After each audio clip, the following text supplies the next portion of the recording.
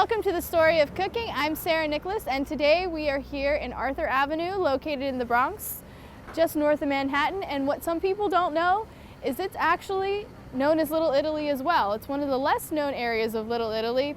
The most well known is in Manhattan, but it's been a mecca of Italian tradition and Italian food for over a century.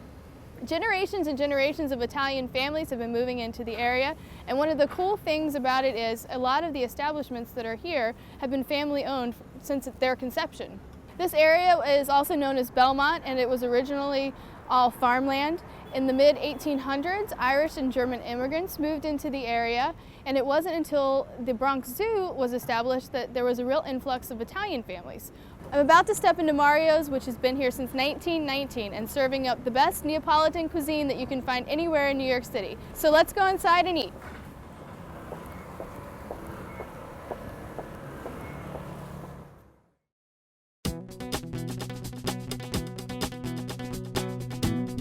Hi, and welcome to the Story of Cooking. I'm Sarah Nicholas.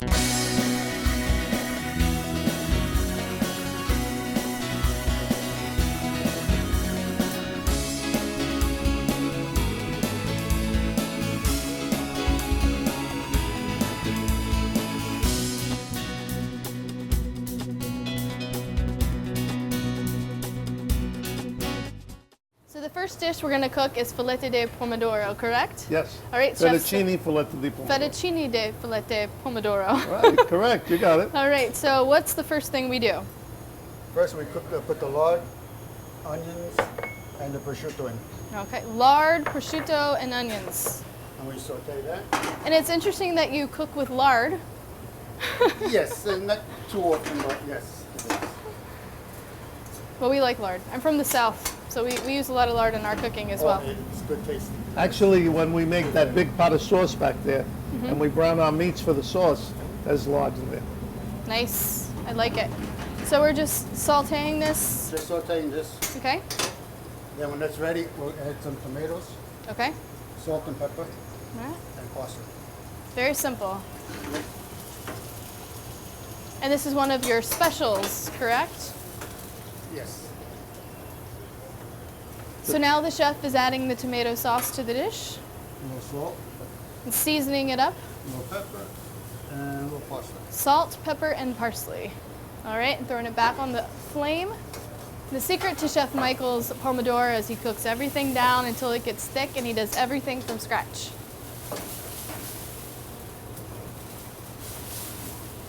All the sauces are made to order, correct? Yes, it is. Yes. Whatever way you want it, that's how we do it. Good.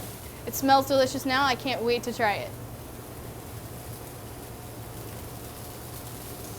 Okay. All right. Simple as that. Yeah, very simple. And you just throw it over Fettuccine? some fettuccine? Over pasta, you cook it and put it together and serve it. Excellent, excellent.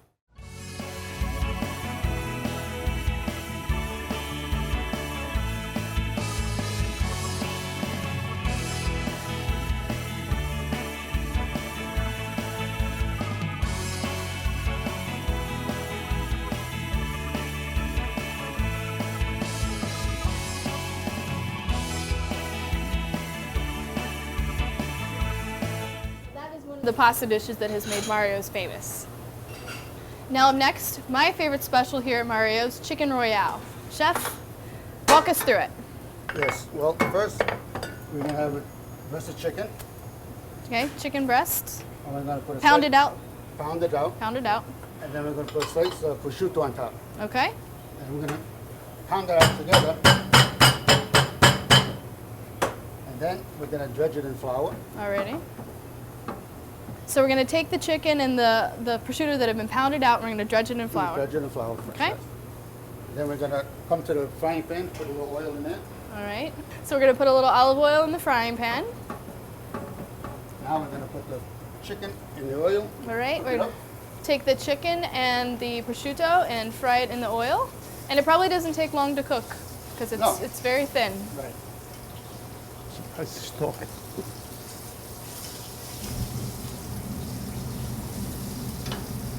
Only takes a few minutes. While that is sauteing a little bit, Uh-huh. we get our frying pan. We put a little broth in it. What? Chicken broth. All right, so now we're in a separate pan, we're gonna get some chicken broth A little bit of butter. and a little bit of butter. Salt and pepper. Season it up with some salt and pepper. And some white wine. And of course, some white wine. Always good. And we put that on the side. And this should be ready. All right, looks like our chicken is about finished. And we're just gonna throw that into the chicken, white wine, and butter sauce. And put it over the heat. Right. We got another frying pan. We got some broccoli rabe. And then we're gonna take some broccoli rabe Saute that with a little bit of butter. and saute it with a little bit of butter, which is very classic Italian broccoli rabe.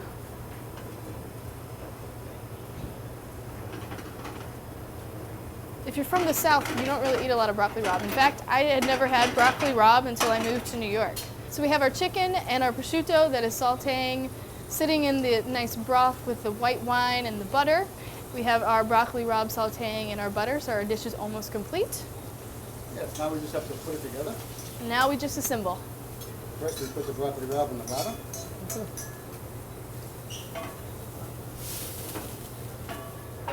Then we take the chicken and put on top of the broccoli rabe. So we just laid the broccoli rabe down on the platter and we just top it with the chicken and then pour the sauce over it. A little bit of sauce. It looks delicious. You And can really top of that, smell the white wine and the butter. Slice of fish. Prosciutto? No, a slice of cheese. Sorry. What kind of cheese? Mozzarella. Mozzarella. So the last step is just to throw it under the broiler for 2 minutes, just to melt the cheese, make it bubbly. And when that's done, we're gonna go into the dining room and we're gonna be joined by Joe and his daughter Regina, and we're gonna enjoy both of these delicious dishes. So we're now here at the table and we're gonna get to enjoy what we made in the kitchen. And we're now joined by Regina, who is Joe's daughter and 5th generation family member that now works in this restaurant. So why don't we just start? Why don't you tell me, recap again for the audience, the pasta dish? Fettuccine filete di pomodoro. I'm going to share that for all of us. Okay, and tell everyone again what's in the dish. Actually, it's Italian plum tomatoes, onions, and prosciutto. That's how the sauce is made, Oh, as you delicious. saw it Yeah, inside. I know. So while we're enjoying this classic dish, somebody want to tell me the history of Mario's? It's been around 97 years. Sure, in 1919, my great-grandmother came up here shopping with my grandfather on Arthur Avenue. They had a little pizzeria down in East Harlem. And she saw this little store that was available and vacant for rent. And she told my grandfather that let's open a little place here. So they rented this little store which held 6 tables.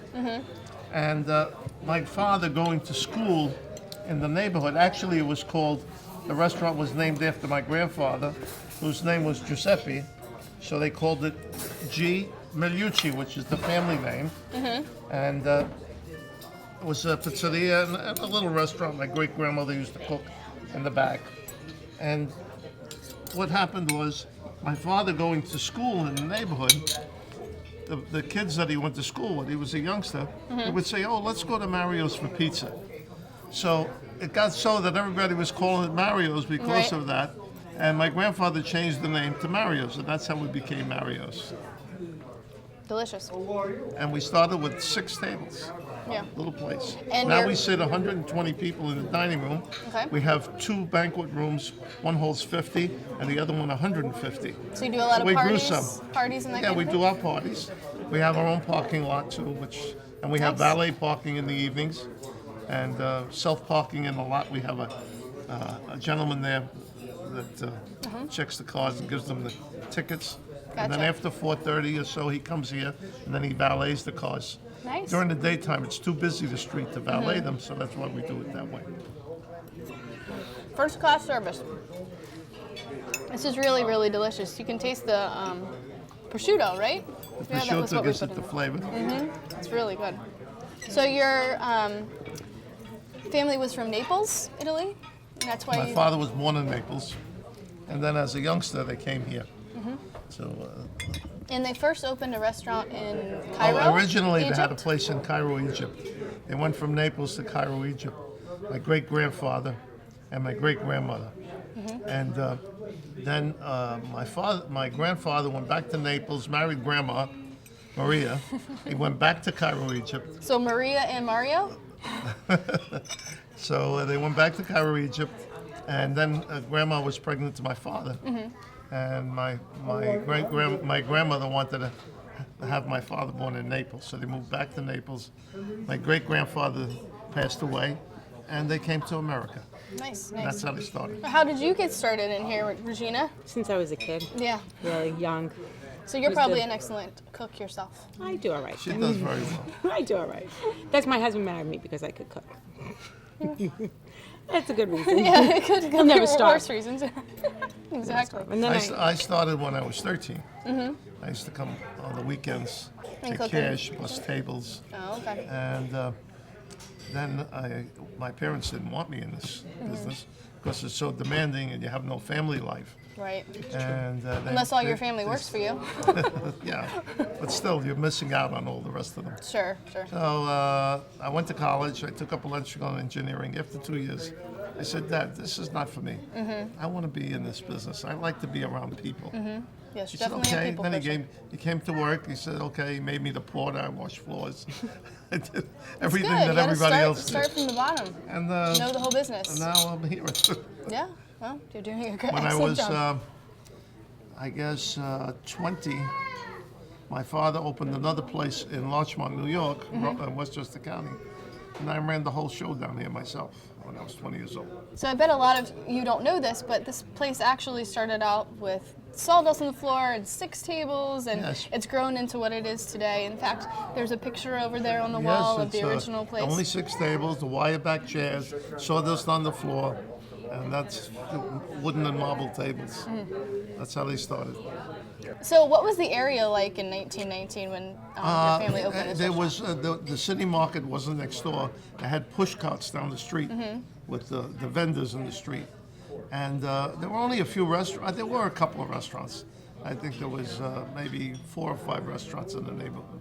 Right. And you've been here the longest, correct? Yes. Yep.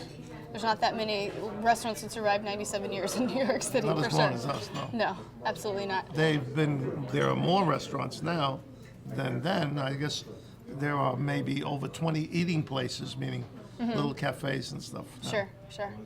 So we're gonna get these dishes cleaned up and then try our chicken royale. All right. So this is the chicken royale. Is it on your? It's on your menu always. or That's a this is special. a special. It's a dish that we made up of our own. It's not a common dish. Okay. So tell us what's in the chicken royale again. Chicken Royale is broccoli rabe sauteed in a light butter sauce, and the chicken is with prosciutto and mozzarella, and the whole thing's put in a wine sauce, a white wine sauce. White wine sauce. Okay. Mozzarella over the chicken. So this is a dish created This here. was one of our dishes. Yeah. Is it one of My dishes, personally. one of your? Oh, okay. Cool. So what dishes on the menu are from the original? Great.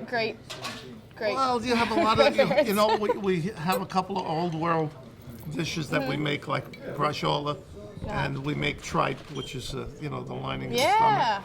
And those are really the Do old people world. order the tripe? Yes, they do. We sell a lot of it. Pupo salad. And The popo salad, yeah, I octopus imagine. salad, and we still have the basic dishes, lasagna, veal parmigiana. We have all that stuff. Manicotti, homemade lasagna. And the most popular, what's the most ordered dish? They're all pretty. The clams oreganado are very Fried we're famous calamari. for the Like calamari. and the fried calamari. Everybody orders that. So And it's a also, great dish. yeah, no, it's delicious. I love broccoli rabe too. That's so good. Not everybody likes the broccoli rabe. Well, it's a They little feel bitter. It's a little The bitter. better Yeah. it is, the better it is. Better it is. Exactly. Well, I mean, and also if you put it in white wine and butter, you know, Everything tastes it's good. gonna be good. So there's a lot of famous clientele that come through here, regulars. We have our regulars, and we always have new people, and they come from the tri-state area. We have people from Manhattan, Connecticut, New Jersey, Long Island. Do you have people that come here and it's like, I've been coming here for 50 years, they Yes, walk we through do. the door? And some of them are 3 generations. Yeah. And you filmed The Sopranos here once? We did a scene in The Sopranos. Yes, we do. Second series, 6th episode. Second series, 6th episode. I'll have to check that out. But you turned down The Godfather. My father did. Well, this is delicious. The carrots too. That is an original recipe. That's, yeah, From my my mother grand- started that. Because when I first saw it, I was like, that doesn't pickled carrots doesn't seem very. My mother started doing them, and it's very Italian. hard. If you ever try to cut lot of work. carrots and shoestrings, Yeah. it's very difficult. No, yeah. And so culinary she is would well make good. some and put it out, and it got to be so popular. We do now a 20-pound bag of carrots, 2 of them a week. Oh my. So I found a way of doing it quicker. Because You have a machine? Used to take them all day, my help in the kitchen, peeling and cutting. Was that your job? No. Wasn't mine either. I decided to, I went to the trade show, and they had a carrot peeler. You stick the carrot on the top and pull it out the bottom. Yeah, It like the takes- French fries. It takes the Yeah. skin off. Yeah. Oh, okay. Okay. Okay, and then we cut them in half, and I had a French fry cutter, and we did it that way. So now, Smart. it took them all day. It takes them maybe an hour or so. And you pickle them in vinegar and Well, we boil spices, them. We boil them with water and white vinegar, and we cool them, and then we season them. And so this recipe is well over 97 years old then. Oh yeah. Yeah. Yes. So what was your first job here then? Do you want the carrot peeler? I started when I was, I guess, 12, 13. I used to come in and help them years ago before credit card machine. You had to do them manually. Sure. And I would sit there from the weekend and pull all the credit cards apart and put them, batch them together and mail them out for him. And then payroll. And then I went to work for another company. And then I guess it was 1987, 88. I says, I need to come full time. Yeah. I love being there. So. Yeah. And I did. I came full time. We opened upstairs with the catering. It became a lot more work, bigger place, Yeah. more people, more employees, Yeah, a lot of people come through a lot here, more so- work for me to do. Good. Oh. Good. It works. Well, thank you so much. It's been a pleasure. Everything's been delicious, and I've enjoyed learning how to make Neapolitan classics. And I will definitely be back. Thank you so much, Regina, and of course, It's a Joe. pleasure having you here. Thank you very much. So now I'm headed back to the kitchen, and I'm going to try some more great recipes of my own. So I hope you enjoyed that tour of Arthur Avenue, the Bronx, and our visit to Mario's, where we learned all about Neapolitan cuisine at its finest. I'm actually going to make a dish that's from a different region of Italy, the Abruzzo region of Italy, where they specialize in simple cuisine, delicious. It's one of the hidden culinary treasures of Italy. Everybody always flocks to the Tuscan region, but Abruzzo really has a lot to offer. It's located on the Adriatic Sea, and it also has mountains. So you get a really good combination of cuisines. You get hearty mountain dishes, and then you also get a lot of seafood. It has crepes and parmesan and herbs, and that's about it. Can't get any more simple than that. And then you cook it in a nice chicken broth, which was what we are going to start warming up. Our chicken stock.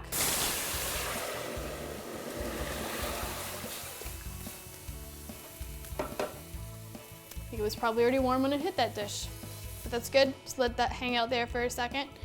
And then we're gonna start our crepe batter. Starts with the dry ingredients.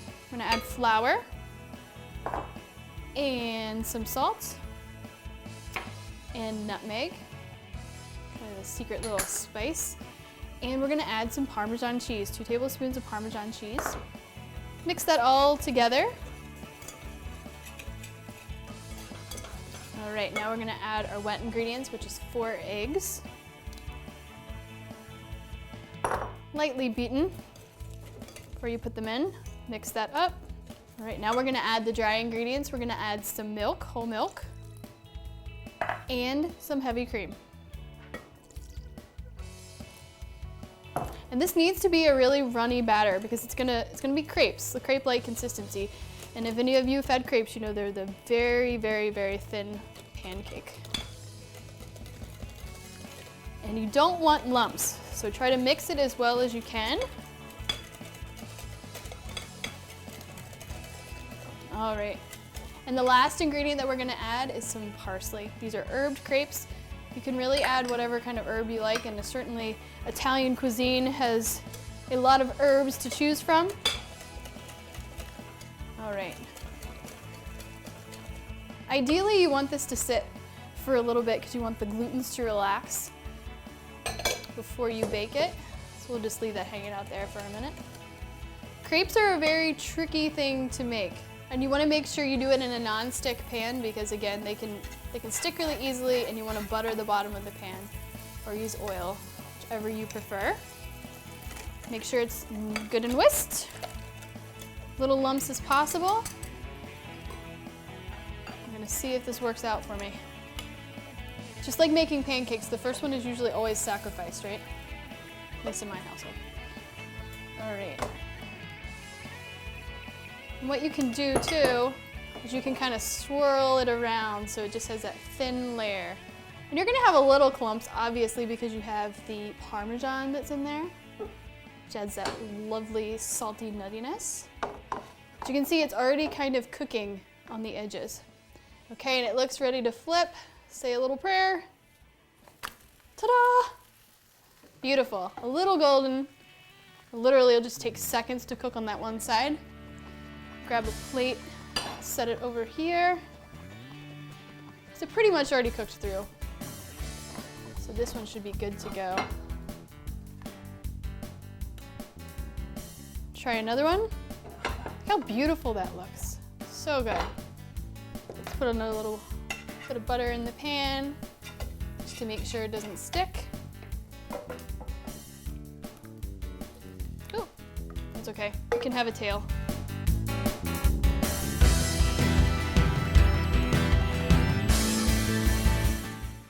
All right, this one looks about ready. Let's kind of move this crepe over so we can lay the next one down. Perfect. Golden, stuck together. We're doing well. Just let that cook for a few seconds. And take it out. All right, now to assemble. So simple. We're gonna take a soup bowl. We actually are gonna serve this in a broth. And all you're gonna do is you're gonna take some more Parmesan and you're gonna put it inside the crepe. And I guess you could put anything you wanted to in here, but again, this is the beautiful simplicity of this dish. You get the herbs and the nutty saltiness of the Parmesan. Roll it up. Lay it in the bowl. Okay, we're just gonna serve this with a chicken broth. Very simply, over the top. Not drowning, but just swimming. There we go. And then if you want to, you can add a little more Parmesan on top. There we go. Perfect, simple Abruzzo dish for a cold winter's night. I'm gonna get this area cleaned up, and when we come back, we're gonna taste this. All right, we're ready to dig into this beautiful dish.